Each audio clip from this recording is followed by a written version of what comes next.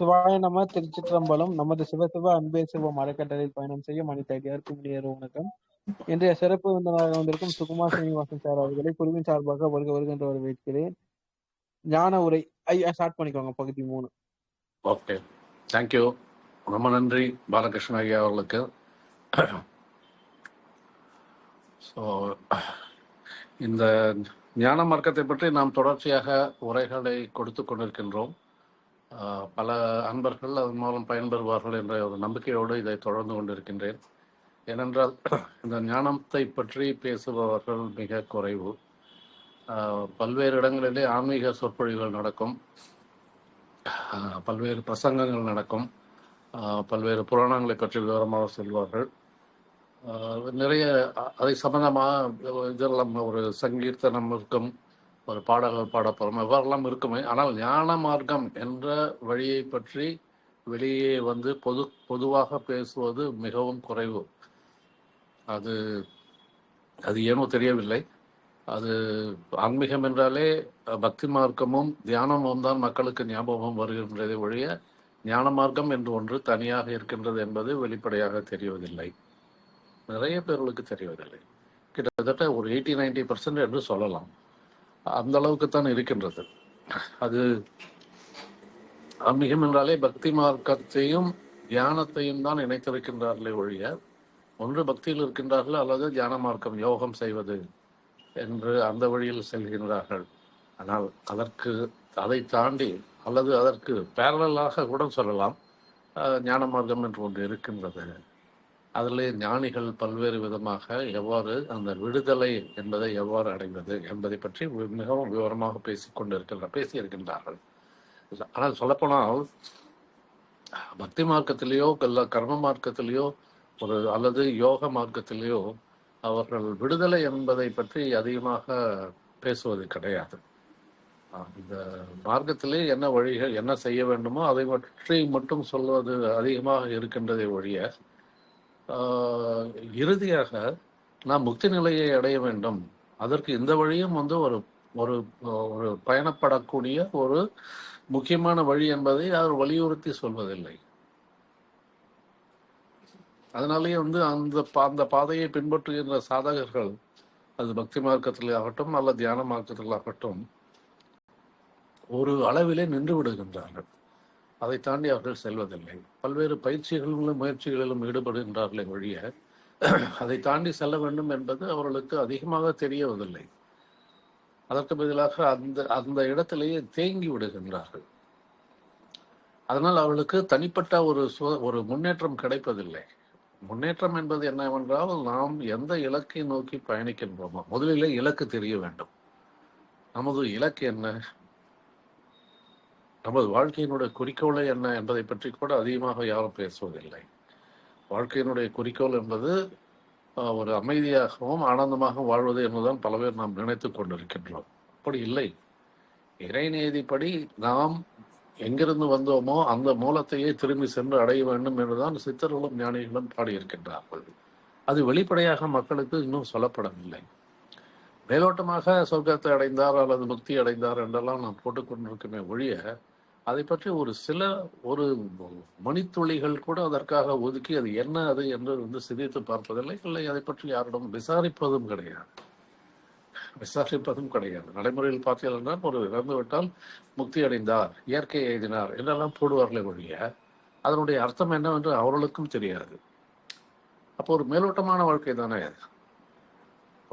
முக்தி என்றால் என்ன, இயற்கை எழுதினார் என்றால் என்ன, ஏன் அந்த வார்த்தைகளை நாம் பிரயோகப்படுத்துகிறோம், அதற்கு என்ன அர்த்தம் என்பது தலைமுறை வழியாக எல்லாருக்கும் சொல்லிக் கொடுக்கப்பட வேண்டும் அல்லவா? அதை பற்றி சொல்வதே கிடையாது. ஏனெனில் அது அவ்வாறு பழக்கப்பட்டு போய்விட்டது. ஒருவேளை ஒரு இறப்பு என்பதை பற்றி ஒரு மனிதனுக்கு இருக்கக்கூடிய பயம் எல்லோருக்கும் இருப்பதனால் அதை பற்றி பேசுவதையே நாம் தவிர்த்து விடுகின்றோம் என்ற காரணத்தினால் இந்த முக்தி இயற்கை என்பதை பற்றி அதிகமாக பேசுவதற்கு யாருக்குமே வாய்ப்பு கிடைப்பதில்லை. மரணத்தை பற்றி பேசக்கூடாது, ஒரு இறப்பு நடந்த வீட்டிலே வந்து போகக்கூடாது, பல்வேறு விதமான கண்டிஷன்ஸ் இருக்கின்றன. மரணம் என்பது ஒரு இயற்கையாக நிகழ்வது. தோன்றிய உயிர்கள் எல்லாம் மறைந்து போக வேண்டும், அதுதான். உயிர் இந்த உலகத்திலே தோன்றியது.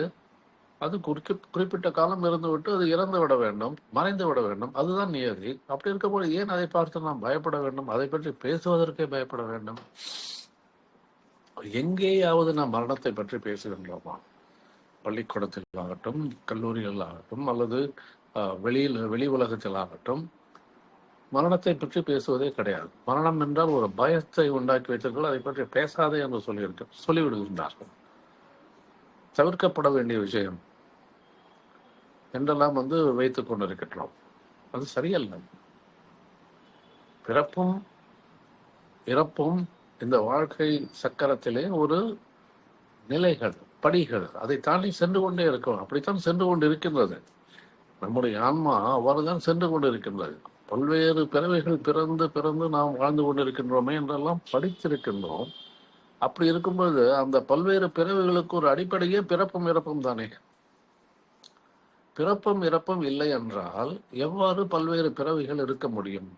ஆனால் பல்வேறு பிறவிகள் மறுபிறவிகள் இருக்கின்றன என்பதை ஏற்றுக்கொள்கின்றோம் நமது கலாச்சாரத்திலே. அதற்கு அடிப்படையாக இருக்கக்கூடிய இறை நீதி என்பது கர்ம வினைகள் என்பதையும் ஏற்றுக்கொண்டிருக்கின்றோம். தீது மற்றும் பிறதரவாரா என்றெல்லாம் சொல்வதை ஏற்றுக்கொண்டிருக்கின்றோம். நமக்கு உண்டாக்கக்கூடிய ஒரு பலன்கள், இன்ப துன்பங்கள் எல்லாமே நாமே உருவாக்கி கொண்டவைதான். அவை எதிர்வினையா நம்மை செயலாற்றுகின்றது என்றுதான் நாம் தெரிந்து கொண்டிருக்கிறோம். அதையும் ஏற்றுக்கொள்ளுகின்றோம். அப்படி இருக்கும்போது மரணத்தை பற்றி பேசுவதில் ஏன் பயம்? ஏன் பேசக்கூடாது என்று தவிர்க்க வேண்டும்?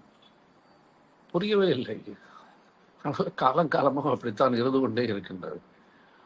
எனிவே, இஃபட்டால் நாம் ஞான மார்க்கத்திலே பயணிக்க வேண்டும் என்றால் மரணத்தை பற்றி பேச வேண்டும். மரணம் என்றால் என்ன நடக்கின்றது, அது ஏன், அது தவிர்க்க முடியாத ஒன்று. ஆனால் அதை பற்றி தெரிந்து, மரணத்திற்கு பிறகு என்ன நடக்கப் போகின்றது என்று யாருக்குமே தெரியாது.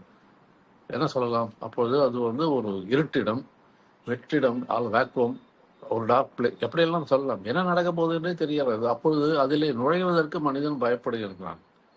ஏனென்றால் என்னவென்று தெரியவில்லை. அவ்வாறு செல்வது என்ற பயம் எல்லோருக்கும் இருக்கு. மரண பயம் என்பது எல்லா மனிதர்களுக்கும் அவருடைய மனதிலே அடியிலே நிற்கின்றது. அதை நாம் வெளிப்படையாக காட்டிக்கொள்வதில்லை, அதை வெளிப்படையாக பேசுவது கிடையாது. அதை தவிர்த்து விடுகிறோம். ஆனால் அந்த மரண பயம் இருந்து கொண்டே இருக்கின்றது. யாருக்கு மரண பயம் போகும் என்றால், மரணம் என்றால் என்ன என்ற உண்மையை தெரிந்து கொண்டு தன்னை யார் அறிந்து வாழ்கின்றார்களோ அந்த ஞானிகளுக்கு மரண பயம் என்பதே கிடையாது. தான் வேறு, இந்த உடல் வேறு என்ற தன்னை பிரித்து, அதுதான் பகுத்து பார்ப்பது. பகுத்து பார்க்கக்கூடியது என்பது, பகுத்து பார்ப்பது என்றால் பிரித்து பார்ப்பது. அப்போ இந்த பகுத்து அறிவு என்று சொல்லப்படுவது கூட பகுத்து அறிவது, பிரித்து அறிவது. அப்போ எதை பிரிக்க வேண்டும்? எதை பிரிக்க வேண்டும் என்றால், நாம் நல்லது கெட்டதை பிரிக்க வேண்டும் என்றுதான் வாழ்க்கையிலே நமக்கு கற்றுக் கொடுத்திருக்கின்றார்கள். அதுதான் பகுத்தறிவு என்று சொல்லுகின்றார்கள். எது நல்லது, எது கெட்டது என்று பிரித்து பார்க்க வேண்டும், அதன்படி வாழ வேண்டும் என்று சொல்லியிருக்கின்றார்கள். அந்த அறிவு நமக்கு மட்டும் கொடுக்கப்பட்டிருக்கின்றது என்று நாம் பெருமை கூட பட்டுக் கொள்கின்றோம். ஆனால் உண்மையிலே நாம் பகுத்தறிவை பயன்படுத்துகின்றோமா? நாம் நினைத்துக் கொண்டிருக்க பகுத்தறிவு உண்மையான பகுத்தறிவா என்று கேள்வி வரும்போது அங்கே சிறிது சங்கடம் ஏற்படுகின்றது. ஏனென்றால் நமக்கு கொடுக்கப்பட்ட அறிவை நாம் பயன்படுத்துகின்றோம். எது நல்லது என்று கெட்டது என்று தெரிந்து கொள்கின்றோம். ஆனால் அந்த நல்லது கெட்டது யார் என்று பிரிப்பது? யார் பிரிப்பது? ஒருவருக்கு நல்லதாக இருப்பது மற்றவருக்கு கெட்டதாக இருக்கலாம். இன்னொருவருக்கு நல்லதாக இருப்பது மற்றவருக்கு கெட்டதாக இருக்கலாம். அப்பொழுது நல்லது கெட்டது என்று யார் பிரிப்பது? இயற்கையை நல்லது கெட்டது என்று பிரித்து பார்க்கின்றதா?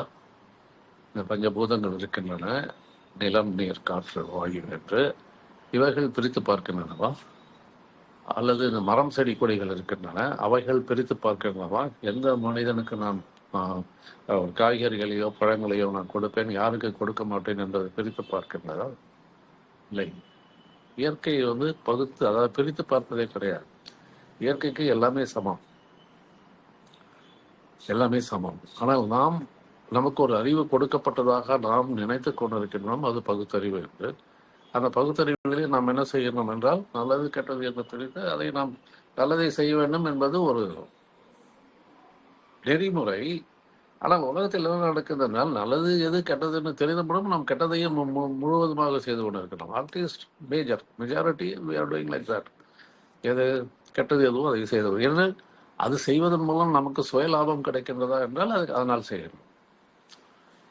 நமக்கு சுயலாபம் கிடைக்க வேண்டும், அதன் மூலம் நாம் இன்பம் பெற வேண்டும் என்று பொருள் சேர்க்க வேண்டும். இதற்காக நான் கெட்டது என்று தெரிந்த பின்னும் மற்றவர்களுக்கு தீமை உண்டாகும் என்று தெரிந்த பின்னும் நான் அதையே செய்கின்றேன். அப்படித்தான் நடந்து கொண்டிருக்கின்றது சமுதாயத்திலே.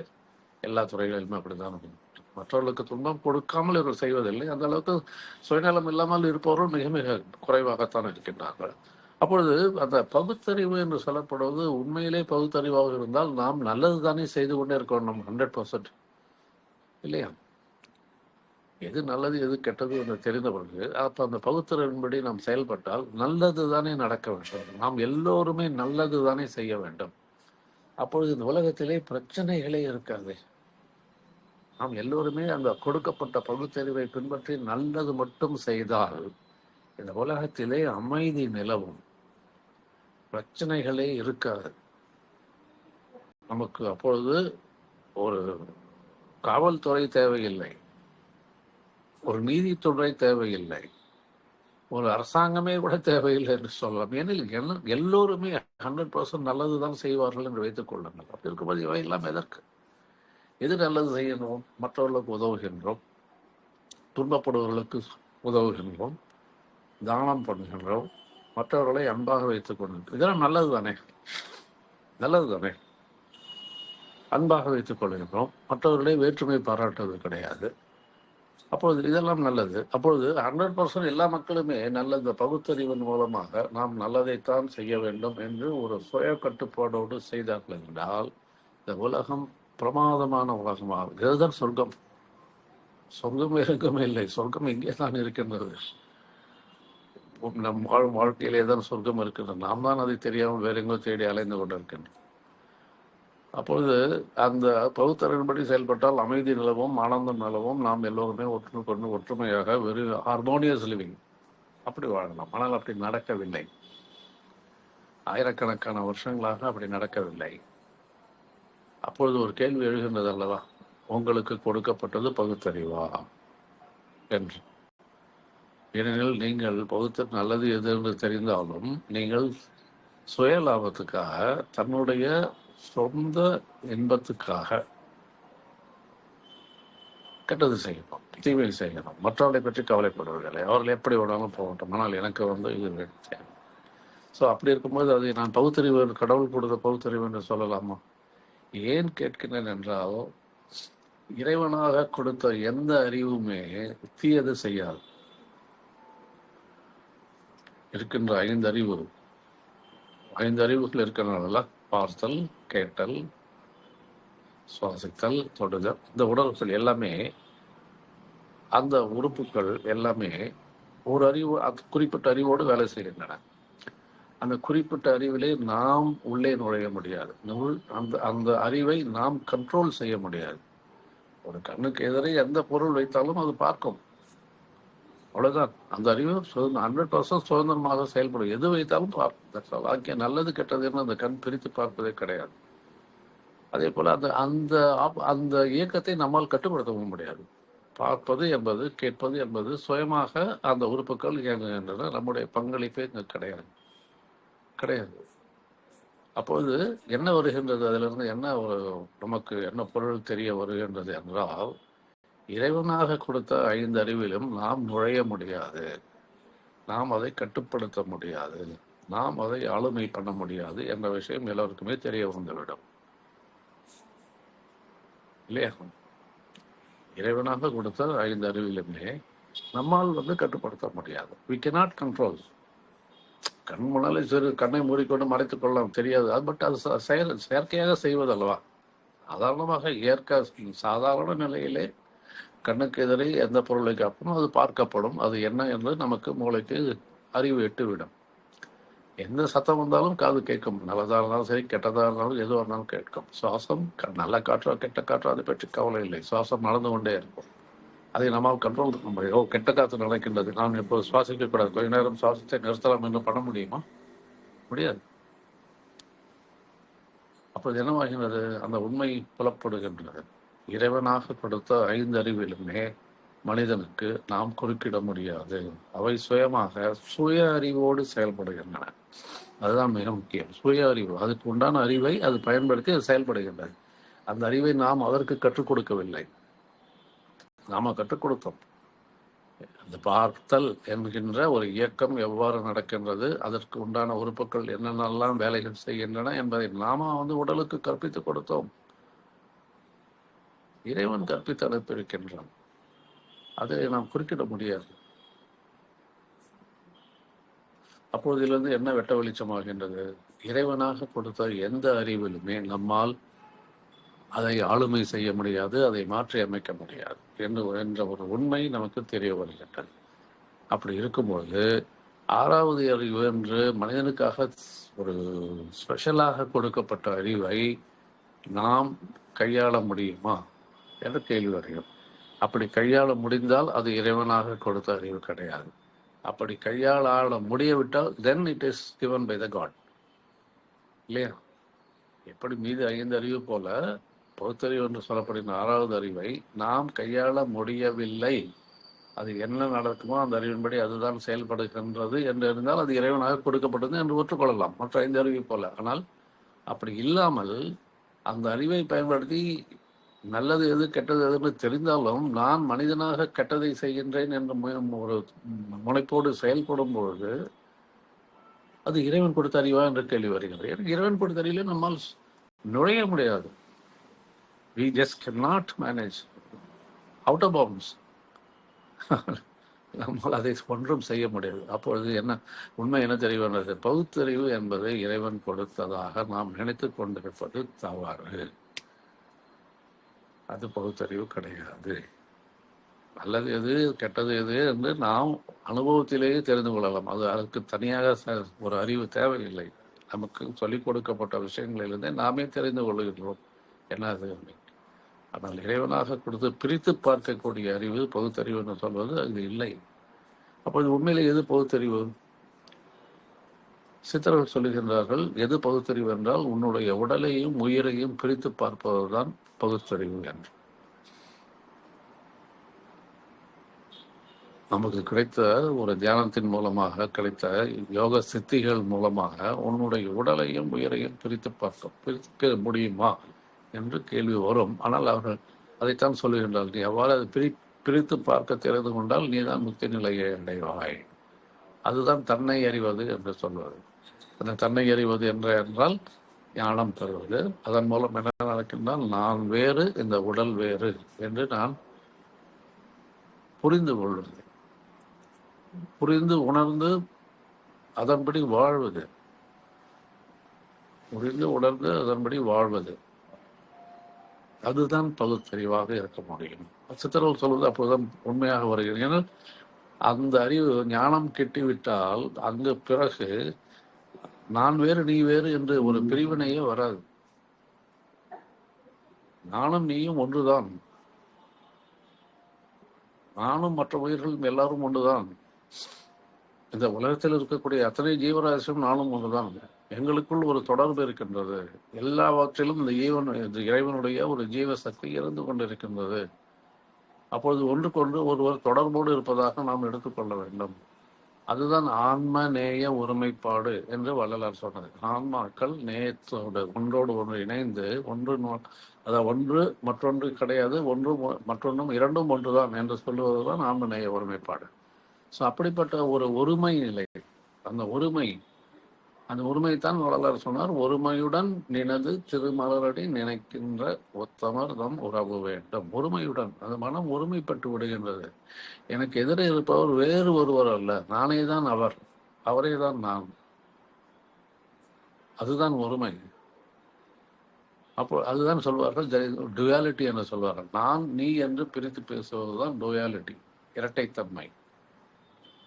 நான் டுயாலிட்டி என்று சொல்வது நான் வேறு நீ வேறு அல்ல, நாம் இருவரும் ஒன்றுதான் என்று அதன் மூலம் அந்த பாதையில் பிரயாணம் செய்யப்படுவது நான் டுவெலிஸ்.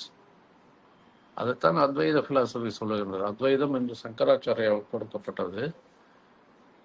நான் டுவெல், இரண்டே கிடையாது, ஒன்றுதான், எல்லாமே ஒன்றுதான். நான் நீ மரம் செடி கொடி விலங்குகள் எல்லாம் ஒன்றுதான். இந்த உலகத்திலே அது மட்டும்தான் இருக்கின்றது. அது என்பது இறைவன் என்று நீங்கள் வைத்துக் கொள்ளலாம். அது என்று சொல்லுகின்றோம் பொதுவாக. ஏனெனில் அங்கு அது என்று சொன்னால் எந்தவித ஒரு வித்தியாசமும் கிடையாது.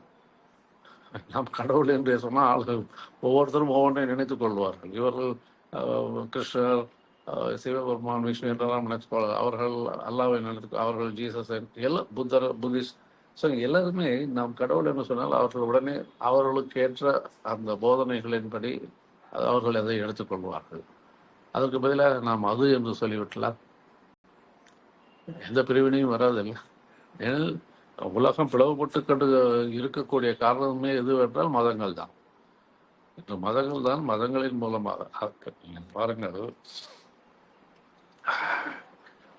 ஜீசஸ் சொல்லுகின்றார் பைபிளில், தை ஷல் பி டன். தைனா நீங்கள், உங்களுடைய. So thy shall be done, அதாவது உங்களுடைய வார்த்தை தான் இங்கே பிரதிபலிக்கும், இங்கே நடக்கும் அப்படிங்கிறது. அதாவது இறைவன் தான் எல்லாம், அவர் சொல்லக்கூடியதான் இந்த உலகம் பிரபஞ்சம் நடக்கின்றது. அது பைபிள் அப்படி அவர் சொல்லப்படுகிறது, தை ஷல் பி டன். இஸ்லாமில் என்ன சொல்லுகின்றார்கள்? இன்ஷா அல்லா என்று சொல்லுகிறார். எல்லாமே இறைவன் தான், எல்லாமே அல்லாஹ் தான், அவன் தான். பேர் தான் வித்தியாசம், அருணும் இல்லை. இங்கே அல்லாஹ் என்கின்றார்கள், அங்கே கிங்டம் ஆஃப் ஹெவன் என்று சொல்வார்கள்.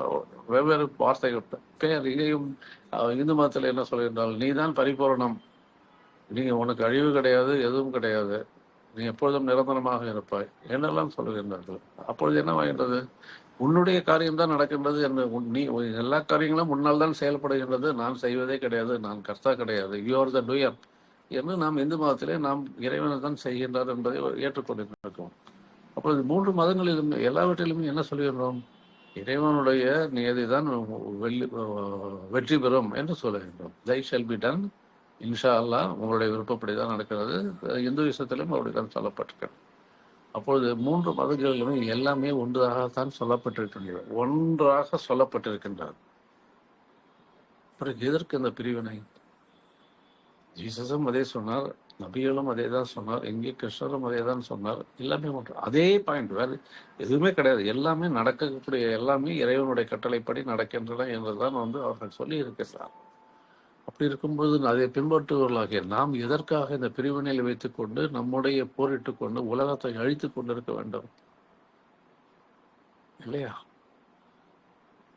உலகத்தை ஏன் அழிக்கின்றோம்? உலகத்தை மீன் மக்களை அழித்துக் கொண்டு, லட்சமான மக்களை கொடுமைப்படுத்தி அழித்துக் கொண்டு இருக்கின்ற போர்கள் இந்த பேர எதனால் நடக்கிறதுனால இவர் ஒரு மதத்தை சார்ந்தார், அவர் ஒரு மதத்தை சார்ந்தார், அவ்வளவுதான். ஆயிரக்கணக்கான வருஷங்களாக அப்படித்தானே நடந்து கொண்டிருந்தது. மத வெறிகள் என்று சொல்லலாம். அப்பொழுது மதங்கள் உண்மையிலேயே இந்த பிளவுகளை அதிகமாக்கிவிட்டன. மதங்கள் மக்களை மேலே தூக்கி சொல்வதற்காக இருக்கக்கூடிய வழிகளை பின்பற்றவில்லை. அதற்கு மேல் மக்களை கீழே அழித்து வைத்துக் கொண்டு உட்கார்ந்து கொண்டு அவர்களுக்கு வழிகாட்டி கொண்டிருக்கின்றார்கள். என்ன வழி என்றால் அது வழி இல்லாத வழி, போகாத ஊருக்கு ஒரு வழியை சொல்லிக் கொண்டிருக்கின்றார்கள், இல்லாத ஊருக்கு வழியை சொல்லிக் கொண்டிருக்கின்றார்கள். ஊர் இருக்கின்றது, ஆனால் இவர் சொல்லிக் கொடுப்பதன் மூலம் அந்த வழியில் சென்று அடைய முடியாது. அப்பொழுது ஒரு மேலோட்டமான ஒரு போக்கிலே எல்லோருக்கும் சொல்லிக் கொடுக்கப்படுது, மக்களும் அதையே நம்பி அதன் பின்னாலே சென்று கொண்டிருக்கிறதுனால்தான் கோடி மக்கள் மாண்டு போயிட்டார் என்று அவர்கள் சித்தர்கள் சொல்லுகின்றார்கள். ஓடி உட்கலந்த ஜோடியை நாடி நாட்களும் கழிந்து போய் வாடி மாண்டு போன மாதர்கள் கோடி எண்ணில் இறந்த கோடிக்கணக்கான பேர் வாடி போய் இறந்து விட்டார்கள். வாடி போய் என்றால் என்ன? தன்னை பற்றி அறியாமல் அந்த உள்ளுக்குள்ளே இருக்கக்கூடிய ஒரு ஞானம் மலர வேண்டும். உள்ளுக்குள்ளே நமக்குள்ளே முதலிலேயே இருக்கக்கூடிய அந்த மலர், ஞானம் என்ற மலர வேண்டும். அப்போதுதான் நீங்கள் மனிதனுடைய நிலையிலிருந்து நீங்கள் தேவ நிலைக்கு உயர்ந்து விட்டீர்கள் என்ற அர்த்தம். அதை தெரிந்து கொண்டு அதன்படி வாழ்ந்து, அதை பெற்றுக்கொண்டு அதன்படி வாழ்வதுதான் ஞான வாழ்க்கை. அந்த ஞான வாழ்க்கையை தான் எல்லோருமே வாழ வேண்டும் என்று சொல்லிக் கொண்டிருக்கின்றார்கள் சித்தர்களும் ஞானிகளும். அப்போது நாம் அதை பின்பற்றவே இல்லை, இருப்பதே நமக்கு தெரியாது, மேலோட்டமாக இருந்து கொண்டு மாண்டு போகின்றோம். கோடியான மக்கள் மாண்டு போய் கொண்டே இருக்கின்றார்கள். ஆயிரக்கணக்கான பிறவிகள் ஏற்றுக்கொண்டே இருக்கின்றன. இந்த பிறவியிலே நாம் பட்ட கஷ்டங்கள் போதாது என்று அடுத்த பிறவிகள் நமக்கு வரிசையாக காத்து கொண்டிருக்கின்றன. ஏனெனில் நமக்குள்ளே இருக்கக்கூடிய நாம் பதிவுகளாகிய கர்மாவினுடைய பதிவுகள் உங்களை ஒவ்வொரு பிறவிக்கும் அழைத்து செல்லும், ஒவ்வொரு பிறவியாக அழைத்து செல்லும். சஞ்சீத கர்மா என்று சொல்லப்படுகின்ற சேர்த்து வைத்த கர்மாக்களிலிருந்து ஒவ்வொரு பிறவிக்கும் உங்களுக்கு கர்மாக்கள் கொடுக்கப்பட்ட அந்த கர்மாக்களின்படிதான் நீங்கள் அப்பொழுது அந்த பிறவியை வாழ வேண்டிய கட்டாயம் இருக்கும்.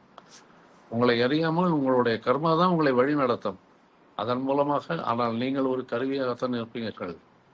நீங்கள் அந்த கர்மாவுக்கு அடிமையாகி உங்களையே அறியாமல் நீங்கள் எல்லா விதமான செயல்களை செய்து கொண்டு அதன் மூலம் இன்ப துன்பங்களையும் லாப நஷ்டங்களையும் அடைய வேண்டும் என்றுதான் விதிக்கப்பட்டிருக்கின்றது.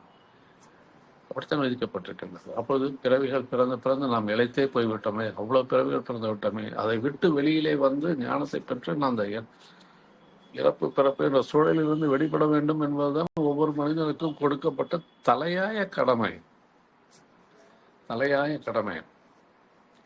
அதனால்தான் அந்த பாடல் வருகின்றது. நந்தவனத்திலே உராண்டி 4 மாசம் குயவனை வேண்டி கொண்டு வந்தானடி ஒரு தோண்டி, ஆனால் அதை கூத்தாடி போட்டு உடைத்தே விட்டார். உடலாகிய பாத்திரத்தை உடைத்து விட்டார். கூத்தாடி என்றால் மாயை, உலக மாயை இயலை சிக்கி அதிலே அழிந்து போய்விடுகின்றார். இதைத்தான் நாம் தவிர்க்க வேண்டும். எவ்வாறு தவிர்ப்போம் என்றால், நீங்கள் இந்த பாதையிலே வர வேண்டும். ஞான மார்க்கத்திலே வர வேண்டும். ஞான மார்க்கத்திலே நீங்கள் இதிலிருந்து இது ஞானம் என்றால் என்ன என்பதை பற்றி நாம் நிறைய பேசியிருக்கிறோம். அந்த வீடியோக்களை பார்க்கலாம் நீங்கள். அதன் மூலம் நீங்கள் அதை பெற்றுக்கொண்டு அந்த ஞானத்தை அந்த ஞானத்தினுடைய அடிப்படையிலே, அந்த புரிதலினுடைய என்ன புரிதல் என்பது என்ன? இந்த உலகத்திலே நான் என்று ஒன்று கிடையாது. நான் கிடையாது, அவ்வளவுதான். ஏன் கிடையாது? அது உங்களுக்கே தெரிய வேண்டும். அந்த நான் இந்த மனம் அல்ல என்பதை நாம் முதலிலே சொல்லியிருக்கிறோம். அதாவது என்னை பொறுத்த மட்டிலே நான் என்று சொல்லப்படுகிறது ஒரு 3 கூட்டணி. ஒரு மனம், ஒரு உடல், மற்றொன்று ஆன்மா. இறை சக்தின்னு வைத்துக் கொள்ளுங்கள், எது வேணாலும் பேர் வைத்துக் கொள்ளலாம். ஆனால் ஆன்மா என்று சொல்லலாம், பேர் மட்டும் அப்படி வைத்துக் கொள்ளும். ஸோ இப்போ இந்த 3ம் இருக்கின்றது. இந்த 3ல் எது நமக்கு சொந்தம்? நான் என்று சொல்லுகின்றேனே, இப்பொழுது நான் சுகுமார் சீனிவாசன் இருக்கின்றேன். நான் சுகுமார் சீனிவாசன் என்று சொல்லுகிறேன். நீங்கள் யார் என்று கேட்டால் நான் சுகுமார் சீனிவாசன். சுகுமார் சீனிவாசன் என்பது உங்களுக்கு உங்கள் அப்பா அம்மா வைத்த பெயர் இல்லையா? ஆமாம், அப்பா அம்மா தான் வைத்து அந்த பெயரை எடுத்து விடுங்கள். சரி, எடுத்து ஓரமாக வைத்து விட்டாச்சு. இப்போ சொல்லுங்கள், நீங்கள் யார்? பதில் சொல்ல முடியாது. ஏன்னா நான் என்று நான் லேபிளை குத்தி கொண்டிருந்தேன். அந்த லேபிளை நீங்கள் கட்டி வைத்து விட்டீர்கள். நான் மற்றவர்களை போல் நான் நீ எல்லாமே ஒன்றுதான். ஒன்று. இரண்டாவது, நீங்கள் சொல்லலாம், நான் எனக்கு ஒரு மனம் இருக்கின்றது, எனக்கு ஒரு உடல் இருக்கின்றது, எனக்கு ஒரு ஆன்மா இருக்கின்றது, அதெல்லாம் சேர்ந்துதான் நான் என்று சொல்லலாம். அதெல்லாம் சேர்ந்தது உண்மை, எல்லாமே சேர்ந்துதான் இருக்கிறது. ஆனால் அந்த 3ம் சேர்ந்தாலும் நான் வெளிப்படட்டுமா என்று பார்த்தால், மனம் என்பது ஒரு செயற்கையானது, அதற்கு நமக்கு சொந்தமே கிடையாது என்று நான் தெரியும். அதை பற்றி நிறைய சொல்லியிருக்கின்றோம். மனம் the mind doesn't belong to me. ஏனெனில் மனம் என்னுடைய கட்டுப்பாட்டில் இல்லை, அது சுதந்திரமாக இயங்குகின்றது. அதே போல உடலினுடைய உறுப்புகள், உள்ளுறுப்புகள் எல்லாமே சுயமாக இயங்குகின்றன. என்னால் நான் அதை கட்டுப்படுத்த முடியாது. அதனுடைய பங்களிப்பிலே நான் ஒரு கலந்து கொள்ள முடியாது. I can't participate in my body's actions because they are all taken care by themselves. The heart functions by itself, the lungs function by themselves, the kidneys function by themselves. I do not have even a single power to control it. அப்பொழுது தானாக நடக்கக்கூடிய விஷயங்கள் தானாகவே நடந்து கொண்டிருக்கின்றன. அப்பொழுது நீங்கள் கிடையாது. இந்த 3மே நீங்கள் கிடையாது. மனம் கிடையாது. ஏன்னா மனம் சொல்வதை கேட்பது கிடையாது. அது இயற்கையாக இருந்து ஏதோ செய்து கொண்டிருக்கிறது, எண்ணங்களை வெளிப்படுத்தி கொண்டே இருக்கிறது. ஆனால் அது நீங்கள் கிடையாது.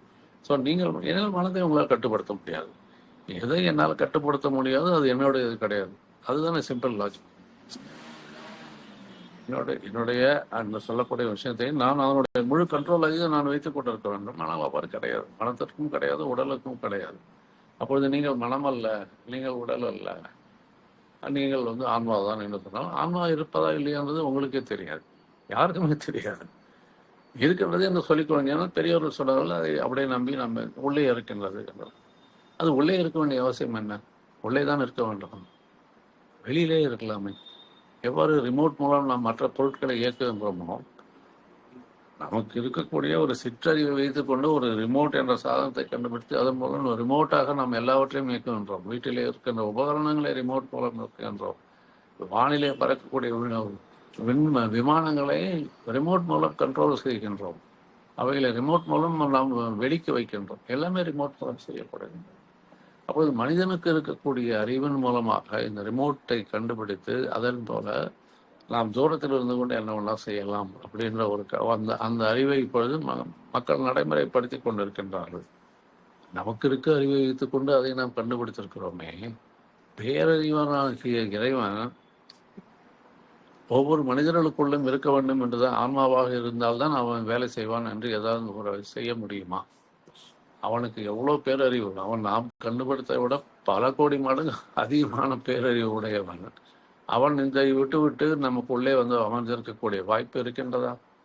இந்த உடலை இயக்குவதற்கு அவன் ரிமோட்டாகவே எங்கிருந்து ஒரு ஆயிரக்கணக்கான மைல் தூரத்திலிருந்து அவனை நம்மளை செயல்பட வைக்கலாமே இல்லையா? உள்ளே இருக்க வேண்டிய அவசியமே கிடையாது. அப்போது ஆன்மா உள்ளே இருக்கின்றதா என்ற மற்றொரு ஜெனுவின் கேள்வி ஒன்று வரும். பதில் சொல்ல முடியாது, எனக்கு தெரியாது. உள்ளே இருக்கிறது, அவ்வளவுதான் சொல்லுகிறார். இருக்கலாம், இல்லாமலும் இருக்கலாம். இல்லாமல் இருக்கிறதா நீங்கள் உடனே நாத்திகன் என்று நினைத்துக் கொள்ளப்படுது. உண்மை என்னவென்றால் அது ஒரு கேள்வி. இறைவன் தூரத்திலிருந்து நம்ம ஒவ்வொரு உடலையும், மனித உடலையும் இயக்க முடியுமா, முடியாதா? முடியும். அப்படி இருக்கும்போது ஏன் ஆன்மா என்ற ஒன்று உள்ளே தனியாக வைத்து அதன் மூலம் நம்முடைய உடலை இயக்க வேண்டும்? இந்த கேள்வியை கேட்கலாம், நாமே கேட்டு பார்த்துக் கொள்ளலாம், நாமே பதில் தேடலாம். ஞான மார்க்கத்திலே கேள்வி கேட்டு நாமே பதில் தேட வேண்டும். அதுதான் மிக முக்கியம். தேடிக்கொண்டே இருக்க வேண்டும். சரியான பதிலுக்காக, வேறு இதற்காக இல்லை, வேறொரு அந்த அந்த குறிப்பிட்ட அமைப்புகளில் போய் சேர்வதற்காக அல்ல, நமக்கு நம்முடைய அறிவை விருத்தி செய்வதற்குள்ளதற்கு நாம் கேள்வியை கேட்டுக்கொள்வோம். அப்பொழுது இந்த மூணுமே நான் இல்லை என்றால் நீங்கள் யார் என்று கேட்டால் யாராலையும் பதில் சொல்ல முடியாது. நான் இல்லை என்றுதான் சொல்ல வேண்டும். That means there is nobody to call himself, there is somebody. நான் ஒரு சம்படி என்று நான் என்னைத்தான் நானே நினைத்துக் கொள்ள வேண்டுமே ஒழிய நான் சம்படியே கிடையாது. I am not there. Simple. அப்போது நான் இல்லை என்றால் எவ்வாறு நான் செய்கின்றேன் என்ற ஒரு ஈகோ வரும் இல்லையா? நான் இல்லை சொந்தம் கொண்டாடுவதற்கு நமக்கு உள்ளுக்கு ஒரு நான் என்பதே கிடையாது. அப்பொழுது எவ்வாறு நான் அந்த ஈகோவை வைத்துக் கொள்ள முடியும்? நான் தான் செய்தேன் என்று எவ்வாறு சொல்ல முடியும்? இது ரெண்டும் ஒற்று போகலையே. Ego thinks that I am, but it is not, because ego itself is false. Ego itself is false, because ஈகோக்கு ஒரு உருவம் கிடையாது, ஒரு அமைப்பு கிடையாது, அது ஒரு உபகரணமும் கிடையாது. அது எங்கிருந்து வருகின்றது, எவ்வாறு இருக்கிறது என்றும் யாருக்கும் தெரியாது. தன்முனைப்பு என்று சொல்கின்றோம் ஈகோவில். அது எங்கிருந்து வருகின்றது, அது எவ்வாறு செயல்படுகின்றது, ஏன் அந்த ஈகோ எப்பொழுதுமே நம்மை துன்பத்தில் ஆழ்த்தி விடுகின்றது? தெரியாத கேள்வி. பல்வேறு ரகசியங்கள் இருக்கின்றன உலகத்திலே, பிரபஞ்சத்திலே. அதை இறைவனாக பார்த்து வெளிப்படுத்தினால்தான் நமக்கு தெரியும், அல்லது ஞானிகள் மூலமாக அவ்வப்பொழுது சிலது வெளிப்படுத்தினால் அது மூலம் தெரிந்து கொள்ளலாம். Otherwise we do not know. நமக்கு தெரியாது என்பதுதான் பெரிய உண்மை. எனக்கு தெரிந்தது என்பது மிக சிறியது. ஸோ நான் யார் என்று கேள்வி கேட்டால் நான் இல்லை என்ற பதிலைத்தான் சொல்ல வேண்டியிருக்கும். அதுதான் ஞான மார்க்கம். அப்பொழுது அந்த நான் யார் என்று அந்த உண்மையை நாம் எவ்வாறு தெரிந்து கொள்வது, நீங்கள் இந்த மார்க்கத்திலே பயணிக்க ஆரம்பித்தால் உங்களுக்கே ஒரு கிளாரிட்டி கிடைத்துவிடும். Yes, this is what. So இதுதான் உண்மையான ஞானம், இதுதான் உண்மையான ஞான விளக்கம். இதை பெறுவதன் மூலம் நான் என்னை அறிந்து கொள்கின்றேன். நான் என்னை அறிந்து கொள்வதன் மூலம் நான் எவ்வாறு மற்ற உயிர்களுடன் வசிக்க வேண்டும் என்ற உண்மையும் தெரிந்து கொள்கின்றேன். அதுதான் தானம். மற்ற உயிரோடு எவ்வாறு இருக்க வேண்டும் என்றால் நாம் ஒன்றாக இணைந்து வாழ வேண்டும், ஒன்றாக இணைந்து வாழ வேண்டும். அவ்வாறுதான் மனிதன் படைக்கப்பட்டதே ஒருவருக்கொருவர் மியூச்சுவலாக உதவி செய்து கொள்வதற்காகத்தான் மனிதனை படைக்கப்பட்டிருக்கின்றான். அதனால்தான் இத்தகைய அமைப்புகள் இருக்கின்றன. ஆனால் அதை நாம் மறந்து விட்டோம். ஒருவருக்கொருவர் உதவுவது என்பது இப்பொழுது மிகவும் அரிதான காரியமாகிவிட்டது. பகுத்துண்டு பல்லுயிர் போம்புதல் நூலோர் தொகுத்தவற்றுள் எல்லாம் தலை என்று திருவள்ளுவர் சொல்வார். வேதங்களை விட உயர்ந்ததுப்பா. உனக்கு இருப்பதை நீ பிரித்து மற்றவர்களோடு சேர்ந்து கொள்வது என்பது வேதங்களை விட உயர்ந்தது. தொகுத்தவற்றுள் எல்லாம் தலை என்றுதான் சொல்லுகின்றார் திருவள்ளுவர். ஸோ இத்தகைய ஒரு ஞான மார்க்கத்து இந்த ஆன்மீக சாதகர்களுக்கு சோர்வடையாமல், எனவே மற்ற ஒரு மார்க்கங்களிலே இந்த விடுதலை என்பது பற்றி அதிகமாக பேசப்படாததால் அவர்களுக்கு தெரிய வாய்ப்பில்லை. அப்போது நாம் அந்த ஞான மார்க்கத்தை நாம பின்பற்ற ஆரம்பித்து அதில் பயணிக்க ஆரம்பித்தால் உங்களுக்கு பல்வேறு உண்மைகள் தெரிய வரும். அந்த உண்மைகள் தெரிய வந்தால் அதன் மூலம் நான் யார் என்று தெரிந்து கொண்டு நான் என்னுடைய என்கின்ற தன்முனைப்பை சுத்தமாக அழித்துவிட்டு வாழ்க்கையை அதன்படி வாழ்ந்தோமானால் நமக்கு ஞானம் கட்டாயமாக கிடைக்கும். எல்லோருக்குமே ஞானம் கிடைக்கும். இரண்டு விஷயங்கள் தான் முக்கியம். இன்னைக்கு உலகத்தில் இருக்கக்கூடிய அத்தனை பிரச்சனைகளுக்கும், அது இளைஞர்களாகட்டும், பெரியவர்களாகட்டும், முதியவர்களாகட்டும், பெண்களாகட்டும், எல்லா பிரச்சனைகளுக்கும் காரணம் நான் யார் என்று மக்கள் தெரிந்து கொள்ளாததுதான்.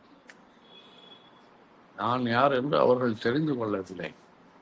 அப்படி தெரிந்து கொண்டிருந்தால் இந்த துன்பமே நடக்காது, இருந்திருக்காது. அதுதான் உண்மை. அப்போது அதை பெறுவதுதான் மிக பெரிய தலையாய கடமையாகிவிடுகின்றது. நான் யார் என்று தெரிந்து கொள்ள, அதன் மூலம் அந்த பாதையிலே பயணிக்கலாம். அப்பொழுது உங்களுக்கு you will get much very high clarity in this matter. அந்த ஞானத்தை விருத்திப்படுத்தி கொண்டு வாழ்வதுதான் ஞான வாழ்க்கை. இந்த ஞான வாழ்க்கையிலே எந்தவித எதிர்பார்ப்பும் இருக்காது. உங்களுக்கு you will be 100% you will be having acceptance and humility. ஏற்றுக்கொள்ளும் மனப்பான்மை 100% இருக்கும். அதே போல ஹியூமிலிட்டி, பணிவு என்பதும் 100% இருக்கும். மூன்றாவது நன்றி உணர்வு தான் மிக மிக முக்கியம். எல்லாவற்றை விட ஒரு மனிதனால் தனியாக இந்த உலகத்திலே வசிக்க முடியாது, வாழ முடியாது. அவன் அவ்வாறு வசிக்க வேண்டும் என்றால் அவனுக்கு மற்றவர்களுடைய துணை கட்டாயம் தேவை. அது உணவு, அது உடை, ஆயுள் எல்லாவற்றிற்குமே போகணும். அப்பொழுது மனிதன் ஒருவர் சார்ந்து வாழ்வதன் மூலம், அதன் மூலம் மற்றவர்களுக்கு உதவி செய்து தானும் உதவியை பெற்றுக் கொள்வதன் மூலம் உங்களுடைய ஞான அறிவு, அந்த மனதிலே படிந்திருக்கின்ற ஞானங்கள் மறுபடியும் அதிகமாக விருத்தியாகும். அவ்வாறு அதாவது அதிகமாகிக் கொண்டே போகும். அதிகமாகிக் கொண்டே போனால்தான் நீங்கள் அந்த இறைவனாக பார்த்து கொடுக்க வேண்டிய, அருள வேண்டிய ஞானத்தை அவர்கள் சரியான நேரத்திலே அந்த இறைவன் நமக்கு கொடுப்பார். ஏனெனில் அது அவருடைய 5 தொழில்களே ஒன்று. 5 தொழில்கள் இறைவனுக்கு என்னென்ன என்றால் படைத்தல், காத்தல், அடித்தல், மறைத்தல், அருளல் என்று மற்றவருக்கு 2 தொழில்கள் இருக்கின்றன இறைவனுக்கு. மொத்த முதல் 3 உங்களுக்கு தெரியும். மறைத்தல் என்னால் என்ன? மறைத்தல் என்றால் நீங்கள் உங்களுடைய கடந்த காலத்தையும் மறைத்து விட்டார், அல்லது எதிர்காலத்தை நீங்கள் என்னவாக போக இந்த பிறகு எங்கே செல்ல போகின்றார் என்பதையும் மறைத்து விட்டார். அதுதான் மறைக்கப்பட்டது. 5வது தொழில் என்றால் அவ்வாறு மறைத்ததனால்தான் உலகம் ஓரளவுக்கு நிம்மதியாக அமைதியாக வாழ முடிகின்றது. அப்படி மறைக்கப்படவிட்டால் இந்த உலகமே தலைகீழாக மாறிவிடும், கெட்டு போய்விடும். மக்களுக்கு என்ன நடக்க போனது என்று தெரிய வந்துவிடும். அதே போல கடந்த காலத்தில் என்ன நடந்தது என்று தெரிய வந்துவிடும். So that is going to create a tremendous amount of confusion. ஆனால் இறைவன் அதை மறைத்து விட்டார். அதே போல என்ன மறைத்து விட்டார்? நீ யார் என்பதை அந்த அறிவு பெறாமல் மறைத்து விட்டார். அதற்கு நீ முயற்சி எடுக்க வேண்டும் என்று, அதற்காகத்தான் அது மறைக்கப்பட்டிருக்கின்றது. அருளல் 5வது தொழில் என்னவென்றால், எந்த சாதகர் தன்னுடைய இந்த ஞானத்தை பெற்று எவ்வாறு தன்னை அறிந்து அதன்படி வாழ்ந்து கொண்டு மற்ற உயிர்களுக்கும் எல்லாவற்றையும் உதவி செய்து கொண்டு எல்லாருடைய துன்பங்களை போக்க கொண்ட ஒரு ஆன்மநேய உரிமைப்போடு வாழ்ந்தார், அவருக்கு ஞானம் அருளப்படும், இறைவனால் அருளப்படும்.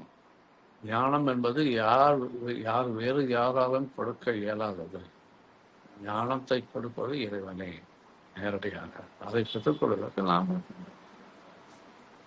இருக்கலாம், ரெடியாக தயார் பண்ணி கொண்டே இருக்கலாம். அவ்வளவுதான். அது தானாக நிகழும். அதுதான் ஞானம். அந்த ஞானத்தை எந்த குருவாலும் கொடுக்க முடியாது. அதை ஞானிகள் பல்வேறு இடங்களிலே சொல்லிவிட்டார்கள்.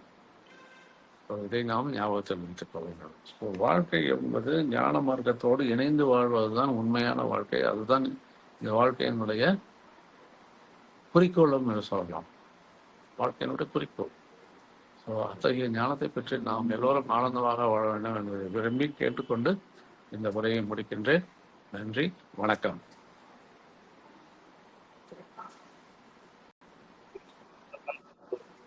Thank you so much. முடிச்சுக்கலாம். நன்றி. நன்றி நன்றி. முடிச்சு.